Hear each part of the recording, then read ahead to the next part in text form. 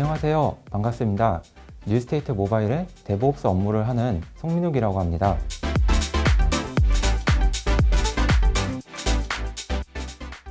저는 이번 발표에 저희 조직이 뉴스테이트 모바일을 쿠버네티스 클러스터 50개로 어떻게 글로벌 서비스를 운영했는지 설명하려고 합니다.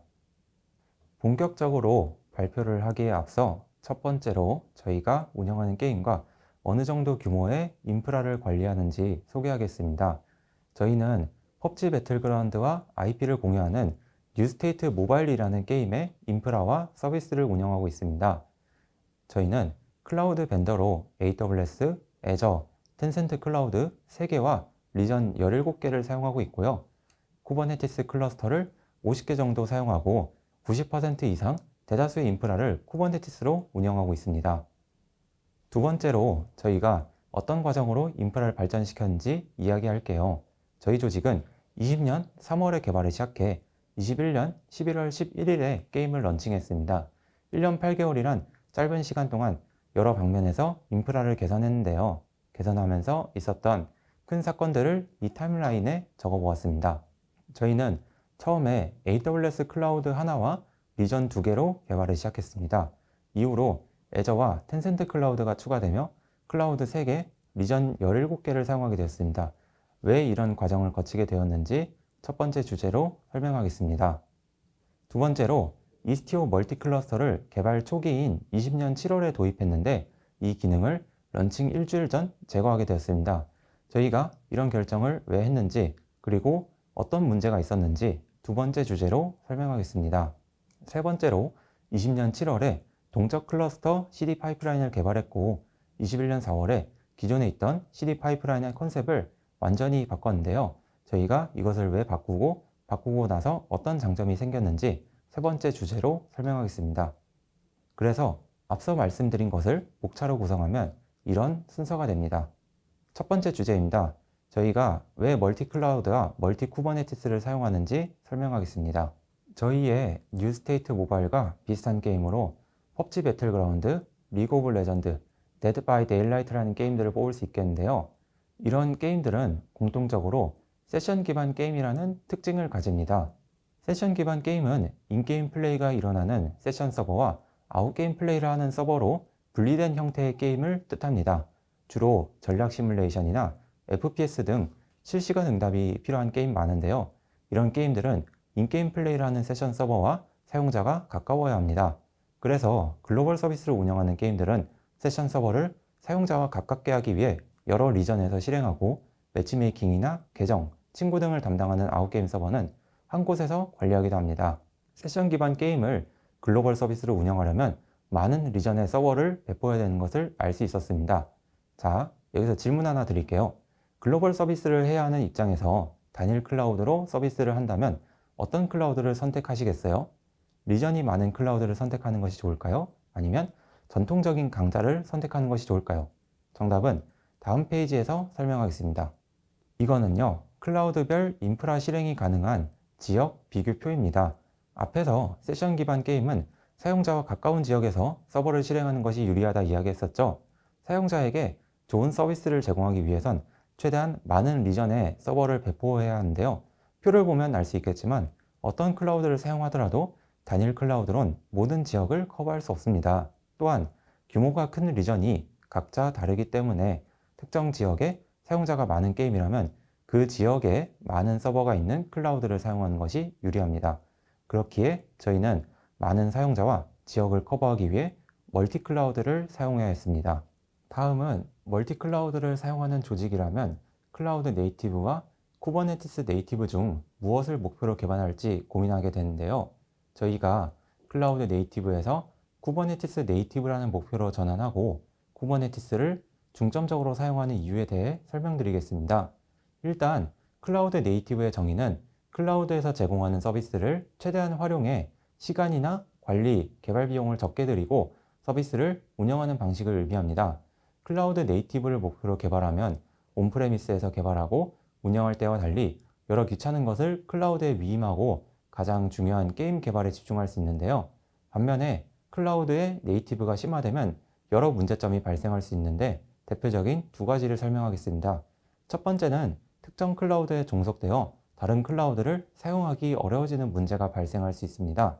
두 번째는 멀티 클라우드를 네이티브하게 사용하려면 개발자와 운영자 모두 여러 클라우드를 심도 깊게 사용할 줄 알아야 합니다. 그런데 모든 클라우드가 동일한 기능을 제공하지 않기 때문에 클라우드별 공통 기능만 사용하거나 특화 기능을 사용하기 위해 많은 개발 공수가 필요하게 될 것입니다. 그래서 저희는 쿠버네티스 네이티브를 지향하는데요. 쿠버네티스를 사용하면 쿠버네티스의 사실상 표준인 API로 서버 워크로드를 컨트롤할 수 있습니다. 수많은 인프라 벤더들이 쿠버네티스 API로 워크로드를 컨트롤하는 방법을 제공하는데요. 쿠버네티스는 클라우드 외에 VM웨어사의 vSphere나 뉴타닉스, 온프레미스도 지원합니다. 이것들은 클라우드만큼 완전하게 자유로운 인프라 구성은 힘들지만 꽤나 높은 수준으로 워크로드를 컨트롤할 수 있습니다. 쿠버네티스를 사용한다면 싱글 클러스터와 멀티 클러스터 중 무엇을 사용할지 고민하게 되는데요. 저희가 왜 멀티 쿠버네티스를 사용하는지 세 가지 이유로 설명하겠습니다. 첫 번째로 쿠버네티스는 클러스터 스코프인 리소스와 네임스페이스 스코프인 리소스로 나뉘는데요. 클러스터 스코프인 리소스가 꽤 많이 있기 때문에 클러스터 스코프인 리소스에 문제가 발생하면 클러스터 전역으로 문제가 전파될 위험이 있습니다. 두 번째로 어떤 이슈가 발생했을 때 쿠버네티스는 많은 컴포넌트들이 유기적으로 동작하기 때문에 규모가 큰 클러스터라면 원인을 파악하기 힘들어지는 문제가 있습니다. 마지막으로 쿠버네티스는 성능 한계치가 존재하는데요. 이것은 다음 장에서 설명하도록 하겠습니다. 이것은 단일 쿠버네티스 클러스터의 성능 한계치인데요. 실제 운영하는 환경에선 옵션이나 확장 컨트롤러에 따라 성능이 달라질 수 있으니 꼭 정확한 값은 아니고 참고로만 받아들여 주시면 되겠습니다. 이 표의 값들이 언뜻 보기엔 매우 큰 값이라 생각할 수 있지만 실제로는 각각의 리소스마다 독립된 쿼터가 있는 것이 아닌 모든 리소스가 쿼터를 공유합니다. 그렇기 때문에 표의 쿼터를 최대치까지 사용하는 것은 현실적으로 힘듭니다. 예를 들자면 단일 네임스페이스에서 파드 3000개와 서비스 5000개를 동시에 실행할 수는 없지만 파드 2000개와 서비스 1000개는 실행할 수 있습니다. 이런 이유로 저희는 대형 클러스터를 적게 운영하기보단 작은 클러스터를 많이 운영하는 방법을 선택했고 현재 쿠버네티스 클러스터 50개를 운영하게 되었습니다. 두 번째 주제는 서비스 메시나 이스티오 도입을 결정 중이거나 이미 도입했고 멀티 클러스터 기능에 대해 알아보는 분들에게 도움이 될 주제입니다. 이스티오와 이스티오 멀티 클러스터 기능에 대해 알아보고 이것을 프로덕션 환경에 사용할 수 있을지 설명하도록 하겠습니다. 본격적으로 이스티오 멀티 클러스터를 설명하기에 앞서 간단하게 서비스 메시와 모놀리틱, 마이크로 서비스 아키텍처가 무엇인지 설명하겠습니다. 우선 모놀리틱은 비즈니스 로직 구현이 어렵지만 컴포넌트 간 메시지 교환은 쉽게 구현할 수 있습니다. 반면에 마이크로 서비스는 각 컴포넌트의 비즈니스 로직은 쉽게 구현할 수 있지만 마이크로 서비스 간 메시지 교환이 힘든 문제가 있습니다. 복잡한 마이크로 서비스는 다양한 메시징 정책을 적용할 필요가 있습니다. 예를 들어 API 요청을 보낼 때 최대 3번 시도하거나 리퀘스트 목적지 종류에 따라 타임아웃을 다르게 주는 정책 등이 있습니다. 이런 메시지 통제 기능을 마이크로 서비스에 직접 구현하는 경우 개발자들은 메시징 통제 기능을 개발하느라 비즈니스 로직 구현에 집중하지 못할 수 있습니다. 또한 서비스 간 메시지를 통제하는 로직이 각 서비스 내부에 숨겨져 있기 때문에 어떤 유형의 장애인지 판단하기가 더 어려워집니다. 그래서 저희는 서비스 간 커뮤니케이션을 제어하고 관리할 수 있게 특화된 서비스 메시라는 인프라 계층을 추가했습니다. 저희는 서비스 메시 계층을 사용하기 위해 이스티오라는 오픈소스 프로젝트를 사용하는데요. 이스티오는 서비스 메시를 구현한 오픈소스 솔루션으로 서비스 코드 수정 없이 트래픽 관리, 트래픽 추적, 보안 기능을 사용할 수 있습니다. 우선 트래픽 관리 기능에 대해 알아볼 건데요. 첫 번째는 제시도와 타임아웃 같은 기본적인 커뮤니케이션 정책입니다. 네트워크를 통한 프로세스 간 커뮤니케이션은 단일 머신에서 IPC를 사용해 통신할 때와 달리 항상 일정한 성능이나 결과를 보장할 수 없기 때문에 이런 문제를 방어할 방법이 필요한데요. 방어 수단으로 보통 3번 시도하거나 TCP, TLS, HTTP 계층별로 타임아웃을 적용하는 방법이 있습니다. 이런 방법은 서비스 코드로 매우 쉽게 구현 가능하지만 여러 서비스를 동시에 운영해야 하는 마이크로 서비스 환경에선 일관된 방법으로 관리하기가 어렵습니다. 이스티오는 이런 정책을 일관된 방법이나 원하는 스코프에 쉽게 적용할 수 있게 도와줍니다. 두 번째는 부하 분산 기능입니다. 로드 밸런싱 기능은 다들 아실 것입니다. 이스티오는 이 로드 밸런싱을 하는 데 있어 다양한 알고리즘을 제공해 기본적인 라운드 로빈, 리스트 커넥션, 랜덤 외에 같은 리전이나 DC를 우선으로 하거나 A/B 테스트, 카나리아 배포처럼 가중치를 사용한 로드 밸런싱을 지원합니다. 다음은 트래픽 추적과 관련된 기능입니다. 이스티오는 마이크로 서비스에 APM이나 분산 추적 프로그램을 추가 설치하지 않고 네트워크 트래픽을 관찰할 수 있습니다. 마지막으로 보안과 관련된 기능입니다. 공용 인프라를 여러 조직이 사용하는 경우 이스티오는 멀티 테넌시를 지원해 상호 신뢰하는 서버끼리만 통신 가능하게 제어할 수 있습니다. 이렇게 서비스 메쉬와 이스티오의 기능에 대해 알아보았습니다. 이번에 이 단락의 주제를 다루기 앞서 이스티오가 어떻게 기술적으로 서비스 메쉬를 구현했는지 설명하겠습니다. 이렇게 서비스 A와 B가 있고 A가 B에게 API 요청하는 상황을 가정해 보겠습니다. 이 구조에서 서비스 메쉬 없이 트래픽 관리 기능을 구현하려면 각 서비스의 관리 로직 구현이 필요합니다. 이스티오는 이렇게 컨트롤 플레인과 데이터 플레인 두 가지로 구성되어 있습니다. 이스티오는 서비스에 인보이라는 고성능 L7 로드 밸런서를 추가해 데이터 플레인을 구성합니다. 그리고 컨트롤 플레인은 서비스 메쉬에 포함된 데이터 플레인들을 주시, 즉 워치하고 있다가 변경이 감지되거나 새로운 정책이 추가되면 모든 데이터 플레인의 인보이 프록시에게 정책을 내려줍니다. 그렇게 사용자는 컨트롤 플레인을 통해 고수준 정책이나 일관된 정책 적용이 가능하고 데이터 플레인은 복잡한 룰을 관리할 필요 없이 항상 컨트롤 플레인에서 받아오면 됩니다.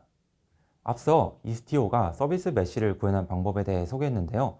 서비스 메쉬는 메쉬 네트워크 내부 커뮤니케이션 집중에 기능을 제공합니다. 그렇기 때문에 메쉬 네트워크 외부에서 오는 요청을 다룰 땐 서비스 메쉬가 없는 것이나 다름없습니다. 이 그림은 서로 다른 4개의 네트워크에서 서비스들이 퍼블릭 네트워크를 통해 커뮤니케이션 하는 것을 나타낸 그림입니다. 단순히 보기에도 접속할 대상이 많아지면 구성이 복잡해진다는 것을 예상할 수 있습니다. 그래서 저희는 이스티오 멀티 클러스터라는 기능을 사용하기로 했는데요.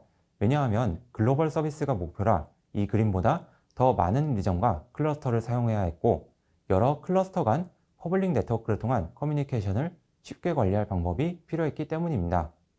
이스티오 멀티 클러스터는 이스티오를 단일 클러스터로 사용할 때와 유사합니다.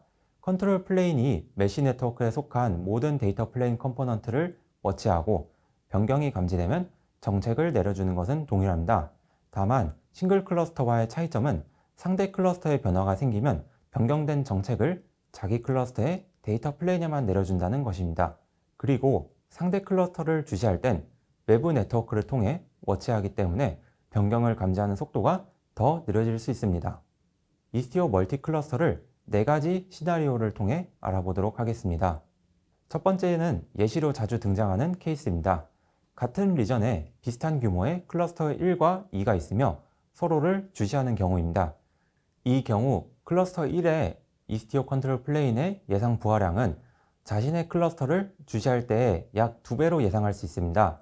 왜냐하면 같은 리전이라 VPC에 NAT나 다른 미들웨어를 통해도 사실상 같은 DC를 사용할 가능성이 높아 내부 네트워크를 통해 주시할 때와 비슷한 성능이 나올 것입니다. 그리고 비슷한 규모의 클러스터이기에 클러스터 1에서 워치할 컴포넌트와 클러스터 2에서 워치할 컴포넌트의 숫자도 비슷할 것입니다. 그래서 클러스터 1과 마찬가지로 클러스터 2의 이스티오 컨트롤 플레인도 같은 부하가 생길 것으로 예상할 수 있습니다. 두 번째는 비슷한 규모의 메인 클러스터 하나와 자식 클러스터 셋이 있는 시나리오입니다. 앞서 이야기했듯이 컨트롤 플레인은 상대 클러스터를 주시해야 하기 때문에 왼쪽의 클러스터 1은 본인의 클러스터와 자식 클러스터 셋을 주시하느라 자신의 클러스터를 주시하는 부하의 4배만큼의 부하가 걸릴 것입니다. 하지만 클러스터 2, 3, 4는 마스터 클러스터와 본인 클러스터만 주시하면 되기 때문에 2배만큼의 부하가 걸릴 것입니다. 이 경우 각각의 클러스터 규모는 동일하지만 이스티오 컨트롤 플레인에 걸리는 부하는 다르다고 예상할 수 있습니다. 세 번째는 여러 리전 간 메시 네트워크를 구축하는 경우입니다.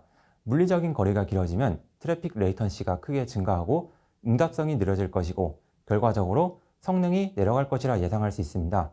그렇기 때문에 각각의 클러스터가 주시하는 컴포넌트의 총량은 클러스터 3개 분량이지만 실제 부하는 3개보다 조금 더 많은 부하가 걸릴 것입니다.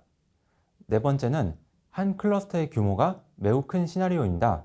자, 여기서 질문 하나 드릴게요. 이런 시나리오일 때 어느 쪽의 이스티오 컨트롤 플레인에 더 큰 부하가 생길까요?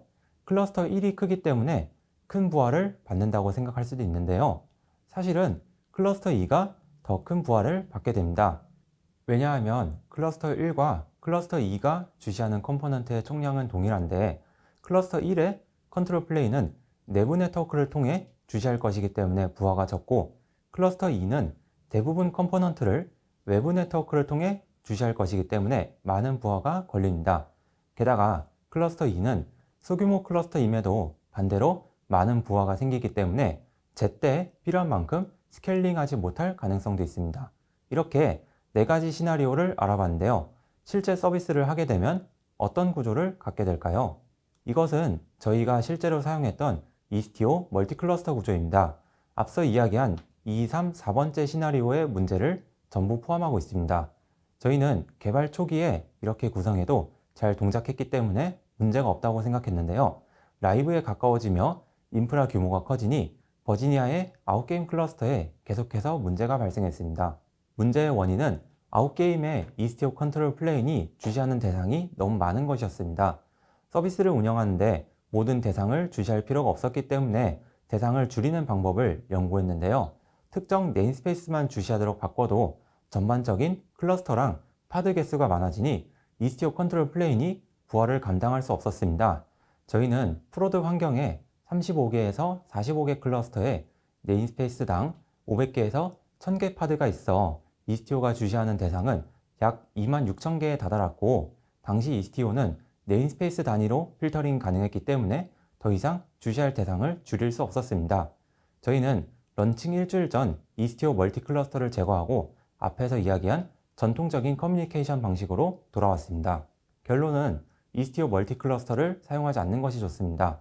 사실은 이스티오 멀티 클러스터를 처음부터 사용하지 않았더라면 멀티 클러스터를 도입하는데 소모한 시간만큼 전통적인 커뮤니케이션 방식에 더 많은 노력을 들일 수 있었을 것입니다. 그리고 네트워크의 중요성에 대해 많이들 이야기하는데요. 저희도 그 점을 실감했습니다. 네트워크 미들웨어는 특히 검증된 것과 기능을 사용해야 합니다. 저희처럼 검증되지 않은 기능을 사용했다가 실수하는 일들이 없었으면 좋겠습니다. 다음 주제는 인프라를 배포하고 관리하는 분들에게 도움이 될 주제입니다. 인프라를 배포할 때 정적으로 정해진 것을 배포하는 게 아닌 동적으로 쉽게 생성했다 삭제할 수 있는 구조를 어떻게 만드는지 설명하겠습니다. 처음에 저희는 클러스터를 정적으로 생성하고 관리했습니다. 그러다 보니 클러스터를 관리하는 방법이 깃이나 위키에 분산되어 남아 있었고 또 일부는 구전으로 전해지고 있었습니다. 이런 절차가 있다 보니 똑같이 클러스터를 만드는 업무를 수행해도 사람마다 결과물이 달랐고 히스토리를 모르는 사람은 인프라를 만들기 어려웠습니다. 그래서 인프라를 배포하는 모든 과정을 젠킨스로 파이프라인화하는 작업을 시작했습니다. 구전으로 전해지거나 사람이 손으로 UI 클릭하는 과정을 전부 API 호출로 바꾸는 데 시간이 걸렸지만 그래도 한번 바꾸고 나니 인프라를 쉽게 배포하고 관리할 수 있게 되었습니다. 이것은 저희가 개발한 파이프라인은 아니고요. 다른 곳에서 사용하는 클러스터 파이프라인인데요. 어떠세요? 언뜻 보기에도 한눈에 모든 과정을 이해하기 힘드시죠? 이 파이프라인은 스텝들이 유기적으로 연결되어 장점도 있지만 여러 단점도 가지고 있습니다. 유기적인 파이프라인의 장단점은 다음 장에서 설명하도록 하겠습니다. 유기적 파이프라인의 장점은 스텝이 생물처럼 유기적으로 연결되어 있기 때문에 새로운 요구사항이 들어오더라도 사람이 손으로 절차를 우선 진행해보고 코드로 그 사람의 절차를 유사하게 구현할 수 있습니다. 반대로 단점은 너무나 유기적이었기 때문에 앞선 스텝이 달라졌을 때 뒤에서 어떤 영향을 끼칠지 알 수 없었고 이것 때문에 새로운 기능을 추가할 때마다 리뷰어 3, 4명이 확인해도 정확히 어떤 문제가 발생할지 예상하기 힘든 정도가 되었습니다. 그리고 인프라 배포 작업을 하는 분들은 아시겠지만 인프라는 배포하는 절차와 삭제하는 절차가 다릅니다. 삭제를 배포의 역순으로 진행할 수 있으면 좋겠지만 이것은 불가능해 배포와 삭제 절차를 각각 테스트하고 리뷰해야 하는 문제도 있습니다. 게다가 배포는 기존에 배포된 것을 덮어쓰기로 다시 배포할 수도 있는데요. 삭제는 이미 배포된 것을 삭제할 수밖에 없습니다. 그래서 삭제 과정 테스트를 위해 계속해서 테스트 인프라를 만들고 삭제 작업을 반복해야 하는 효율성이 떨어지는 문제도 있었습니다. 그래서 저희는 배포 과정을 개선하기로 했습니다. 개선을 위해 두 가지 핵심 규칙을 세웠습니다. 첫 번째는 인프라 요소들을 명확한 레이어로 구분하는 것입니다. 처음에 클러스터와 차트로 대략적으로 구분했던 것을 명확하게 쿠버네티스, 클러스터 애드온, 그리고 게임 서비스라는 것으로 구분했습니다. 쿠버네티스는 다시 세 단계로 나누어 네트워크, 쿠버네티스 마스터와 워커노드, 그리고 쿠버네티스 익스텐션이라는 여러 확장 요소들로 구분했습니다.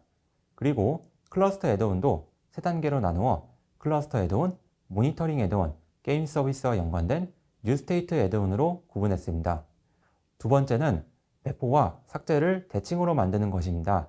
저희는 작업자의 부담을 줄이기 위해 테라폼과 자체 개발한 argcd 삭제 툴을 사용해 삭제 절차를 설치해 역순으로 진행할 수 있게 바꿨습니다. 이렇게 하면 새로운 인프라 기능을 추가하더라도 삭제 절차를 만드는데 작업자의 부담이 줄어들게 됩니다. 다음부턴 각 인프라 레이어에 대해 설명하겠습니다. 첫 번째는 네트워크를 관리하는 레이어입니다. 이 레이어는 클라우드마다 조금씩 다르지만 기본적으로 가상 네트워크 역할을 하는 VPC나 VNet을 만들고 DMZ, AP존, DB존 등의 서브넷을 만들고 NAT, 인터넷 게이트웨이를 배포합니다. 두 번째는 쿠버네티스 마스터 역할인 API 서버와 워커노드를 관리하는 레이어입니다. 클라우드에 매니지드 쿠버네티스 API 서버를 배포하고 사용할 노드풀을 배포합니다. 이외에 쿠버네티스와 직접적으로 연관된 요소가 있다면 이때 같이 배포합니다. 세 번째는 자주 사용되는 용어는 아니고 저희가 임의로 만든 레이어인데요. 저희는 쿠버네티스 익스텐션이라 부릅니다. 쿠버네티스 환경에서 외부 서비스와 연계 동작하는 것이 굉장히 많은데요. 예로 AWS의 IRSA와 Azure의 AGWI, argcd의 클러스터를 등록하거나 istio 멀티클러스터 연동을 위한 사전 설정, 볼트 연동 등 다양한 작업을 진행합니다. 다음엔 쿠버네티스 위에 워크로드를 배포하는 단계입니다. 저희는 이 단계를 주로 무슨 애드온이라 부릅니다. 워크로드 배포의 첫 번째는 클러스터 애드온입니다. 이 단계는 게임이나 서비스 도메인과 상관없이 어떤 조직이든 쿠버네티스 클러스터라면 꼭 필요한 프로그램을 설치합니다. 예시로 인그레스 컨트롤러, CSI 드라이버, CNI, 클러스터 오토스케일러, 익스터널 DNS 등이 있습니다. 두 번째는 모니터링 애드온이라는 단계입니다. 이 단계에선 저희 조직에 특화된 매트릭과 로깅 솔루션을 배포합니다. 예를 들자면 프로메테우스와 타노스, 그리고 플루언트빗이 있습니다. 세 번째는 뉴스테이트 애드온이라 부르는데요. 뉴스테이트 게임 서비스를 하는데 필요한 프로그램을 배포합니다. 이 단계에선 istio 서비스 메시와 뉴스테이트 전용 argcd, 게임 서버 로그 수집기, 게임 디도스 방어 서버, 그리고 게임용 핑 서버를 설치합니다. 이것은 저희가 개발한 서비스 배포 파이프라인인데요. 처음 개발한 유기적인 파이프라인과 비교하는 사진을 보여드리고 싶었는데 이미 삭제한 지 오래되어 자료를 찾을 수 없었습니다. 그래서 비슷한 서비스 배포 파이프라인을 가져왔습니다. 저희의 서비스 배포 파이프라인은 배포 절차가 복잡하고 비즈니스와 엮인 것이 많아 유기적 파이프라인을 사용하고 있습니다. 그렇기 때문에 유기적인 인프라 배포 파이프라인도 이것과 비슷하다고 생각해 주시면 좋겠습니다. 이 그림처럼 유기적인 파이프라인은 이렇게 복잡한 구조를 가진 반면에 저희가 새롭게 개선한 계층화된 파이프라인은 다음과 같습니다. 이렇게 계층화된 파이프라인은 개념만이 아니라 실제 구현된 파이프라인도 단순하게 표현할 수 있습니다. 또한 삭제를 배포의 반대로 구성해 새로운 기능을 추가할 때 작업자의 부담을 덜 수 있습니다. 저희는 동적 배포 파이프라인을 유기적 파이프라인에서 계층적 파이프라인으로 개선해 이런 요구사항들을 쉽게 받을 수 있게 되었습니다. 현재 새로운 기능을 포함한 클러스터를 추가하는 작업을 하는데 데브옵스의 작업은 10분 이내로 가능하고 파이프라인이 실행되는 시간만 기다리면 원하는 설정으로 클러스터를 40분 이내로 배포할 수 있습니다. 이렇게 짧은 시간 안에 클러스터 배포와 삭제가 가능하고 기능 추가가 어렵지 않으니 사람들은 필요에 따라 온디맨드로 클러스터를 사용하기 시작했고 삭제 과정이 힘들어 클러스터를 남겨두는 일도 줄었습니다. 그렇게 기능을 개발하는데 인프라단에서 지연되는 일이 사라지니 개발 사이클을 빠르게 돌릴 수 있게 되었습니다. 마지막으로 이번 발표의 내용을 요약할게요. 첫 번째, 멀티 클라우드와 쿠버네티스를 사용하는 이유는 우선 클라우드마다 제공하는 리전이 다르기 때문이고 단일 쿠버네티스는 여러 한계가 존재하기 때문입니다. 두 번째, 이스티오 멀티 클러스터 메쉬는 주시 대상 필터에 대한 문제가 있고 앞으로도 어떤 문제가 있을지 모르기 때문에 아직은 사용하지 않는 것이 좋습니다. 세 번째, 인프라 동적 배포 파이프라인은 유기적 파이프라인과 계층적 파이프라인 두 가지로 구분할 수 있습니다. 유기적 파이프라인은 인간의 행동 방식을 모사해 초기 개발이 빠르지만 유지 보수가 어렵고 계층적 파이프라인은 초기 개발은 느리지만 유지 보수가 쉬워지는 장점이 있습니다. 그리고 계층적 파이프라인을 만든다면 인프라의 레이어화와 삭제는 배포의 역순이라는 점을 꼭 기억해 주세요. 제가 참조한 자료들은 이 페이지를 참고하시면 되겠습니다. 감사합니다. 이상 발표를 마치도록 하겠습니다.